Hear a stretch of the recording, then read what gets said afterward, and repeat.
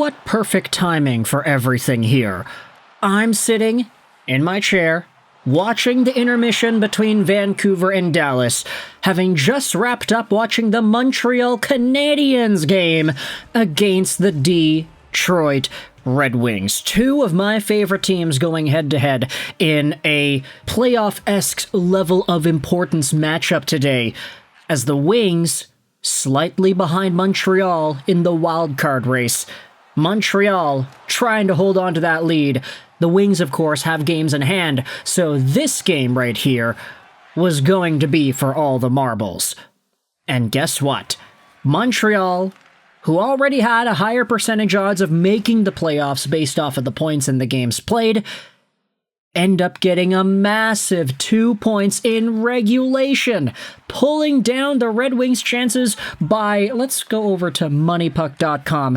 I should have had this open beforehand, but the Red Wings, because they lost this game in regulation 4-1, their playoff odds drop 5.1%. They are now at 0.5.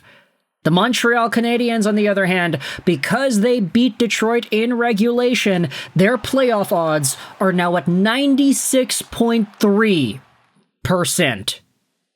So the Montreal Canadiens took as much time as they needed to get things going, and the ultimate verdict with this going down is a 96% marker on making the dance. Habs fans, I think we can comfortably say the playoffs. Yeah, they're happening. And Ivan Demidov is going to join the team later too, so that's ridiculous.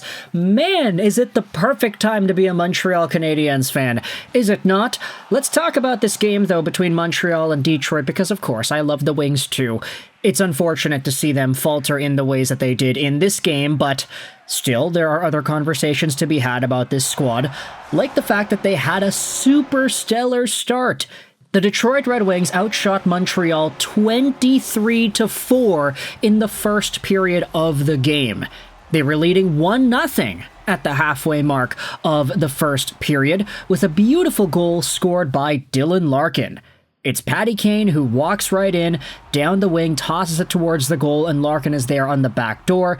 That was the 14th shot of the period, just 10 minutes in for Detroit. Montreal, at that stage of the game, only had 3 shots.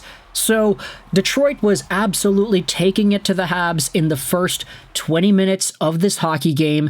And if you're a Wings fan, you love to see it. You love to see the momentum swinging so hard in your team's way. Such a big cushion of scoring chances and opportunities that the Wings built for themselves in the first. But they only beat Montembeault that one time.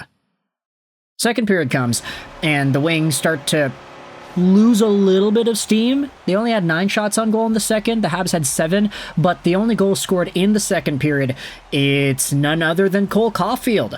He doesn't get an assist on this play, but Lane Hutson is an absolute wizard, keeping the puck in at the blue line and dangling the pants off of, I think it was Jonathan Berggren. Just a total baller move to spin around the guy, open up the space, and backhand it over to the other teammate he had. Beautiful play over, finds itself to Mike Matheson, tosses it towards the goal, the rebound is there, and Cole Caufield puts it through the Red Wings goaltender. 1-1 game as Cam Talbot gets beat. That's the only goal of the second. In the third period, this is where the Wings unfortunately fell off. They had 23 shots in the first, but only 4 shots in the third period, and the only goals scored were scored by Montreal, making it 2-1 at the halfway mark of the third period. Guess who it is? It's Josh Anderson, assisted by Christian Dvorak and Brendan Gallagher. What a crazy combination of players who have gone out there and just started scoring and scoring and scoring and scoring in the fourth quarter of this season. The play is beautiful. It's played down low. Gallagher gets it over to Dvorak, who does a beautiful cross-crease backdoor play out in front for Josh Anderson. He's at the right spot at the right time, his 15th on the season. Dvorak, we'd made videos about him already. He has been scoring the lights out like crazy. Anderson, of course, getting up involved there too. You also had 2 empty netters scored by Montreal. Brendan Gallagher from Josh Anderson and Nick Suzuki from Jake Evans and Alexandre Carrier. That Gallagher goal, man. Such a dagger to the Detroit Red Wings. The Wings had all the pressure, they had all the zone time, they had the momentum, but they could not even muster up a shot on goal. And it gets freed up. Anderson drops it off. Gallagher is there. Long-range snipe. Right dead set into the middle to the empty net. That's his 21st goal on the season. Pour one out for Mama there. What a beautiful moment for Brendan Gallagher in the latter parts of this season. Then Nick Suzuki. Like, right away after the Habs scored the first empty net, they got possession again, and the Wings didn't have the goalie, so Suzuki comes right in and gets another one, his 28th on the year. Suzuki with 58 assists and 28 total goals. If you do the math on that, 60 plus 30 is 90, minus 2 is an 86. Nick Suzuki is at 86 total points. He needs 4 more points to hit 90 on the season. And he's got 4 games left. Can he do it? We'll see if it's possible. Maybe it's a lot more possible with Ivan Demidov feeding him the puck. But ultimately, this was a game where Montreal stayed composed. Montreal was able to weather the storm. Detroit had an absolutely crazy start to the game, but they could not contain the Habs' response, and they weren't able to keep it up into the second and third periods. The Montreal Canadiens weathered the storm. They were able to get back into it.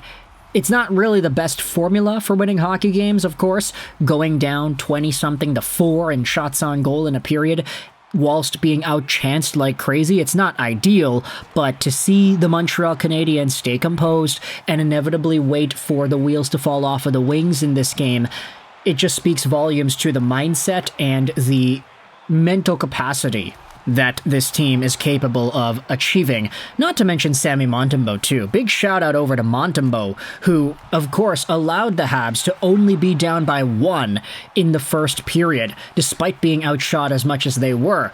Montembeault has been a stud, and his role in this rebuild is as important, you can say, as the Suzukis and the Hudsons and the Caufields, etc. He has been one of the most valuable pieces the Canadiens have seen in the past few years. So thank you, Florida Panthers, for putting Sammy Montembeault on waivers all those years ago and giving Montreal the opportunity to claim this guy one more time. He played so well today, he's played off so well all season long, and I want you to let me know your thoughts in the comment section below about his performance today, as well as the performance of the rest of the Montreal Canadiens in this 4-1 win over the Detroit Red Wings. What a stranglehold the Habs have on that playoff spot now. Thoughts in the comment section below. I gotta get back to watching this Vancouver and Dallas game. I hope you enjoyed this video. 9 and bye.